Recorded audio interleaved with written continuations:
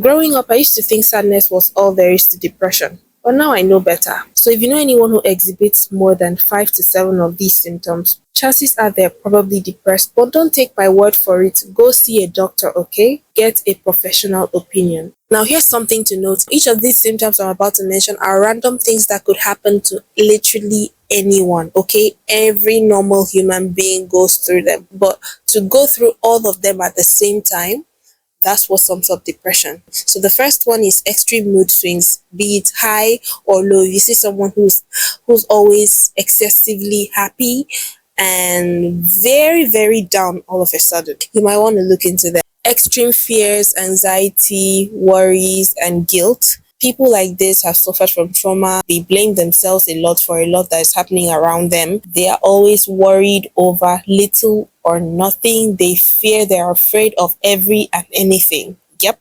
So you might want to look into this. People that find themselves guilty of nothing.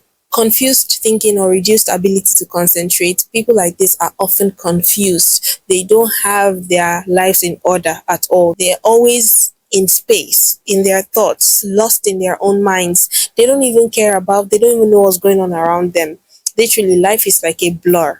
Remember, again, one person must have at least 7 of these symptoms before you can say maybe this person is depressed and try to get a professional opinion. Okay? Withdrawal from friends and family. Depressed people tend to shy away from family and friends. They keep very little circle or no circle at all. In fact, there's nobody in their inner circle. It's just them and their thoughts. Family is just on the side, friends on the side. That's a far cry. They'd rather be in their own company than in the company of family and friends. There's a difference between being introvert and this. There are two different things. Someone who loves being alone a lot. Inability to cope with daily problems and stress. Before they get something done, they've thought about it a million times and more, and probably don't even get it done. They have a way of making the problem look bigger than it is, right? That because that's how they see it in their head. They can't seem to cope with little daily problems or keep up with them either. A simple thing as walking up to talk to someone, it's a huge problem for them. They've thought 1,001 ways how to go talk to that person, and they probably end up not doing it.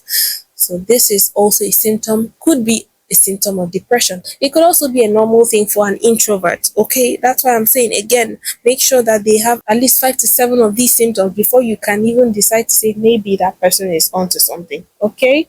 I'm being very specific. So tomorrow you don't go and say Krima told you you're depressed. You're not depressed. You have a problem. It's not depression.